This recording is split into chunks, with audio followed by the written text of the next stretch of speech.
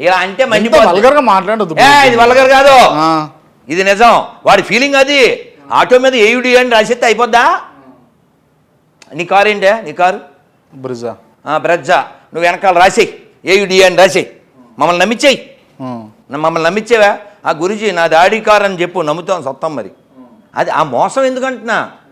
నువ్వు నీ పూర్వీకులు ఎవరో ఇప్పుడు నువ్వు ఓసారి ఎవరికో చదివి వినిపించావు నా నియమాలు. అవును. ఎవరు వచ్చిన వాళ్ళు అందరూ చదివి వినిపిస్తున్నా నేను. ఆ నియమాల్లో నా పూర్వీకులు గొప్ప వాళ్ళని చెప్పాలని చెప్తాను. ఇది చెప్తాడా ఏ క్రైస్తవుడైనా? చెప్తాడా? ఎవరికైనా ఫోన్ చేయగలిగితే వాడి పూర్వీకుల్ని వాడు వ్యతిరేకిస్తాడు, వాడి పూర్వీకులు నరకానికి వెళ్తాడు అంటాడు. ఆ ముష్టి మతం మాకెందుకు?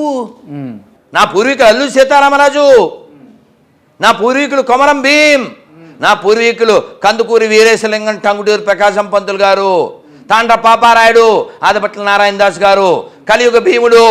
ఎవరు కలియుగ భీముడు? ఎవరు? కోడి రామూర్తి నాయుడు గారు తెలుసా? శాకాహారయుండి చెస్ట్ మీద చెక్క పెట్టుకుని చెక్క మీద ఏనుగుడు మోసాడు లండన్ వెళ్ళి. మన చెక్కలు గడ తెలుసుగా, 2 చెక్కలు మోయలేక మూలబడిపోయాడు. మళ్ళీ ఏమన్నా అంటే ఏడుస్తారు.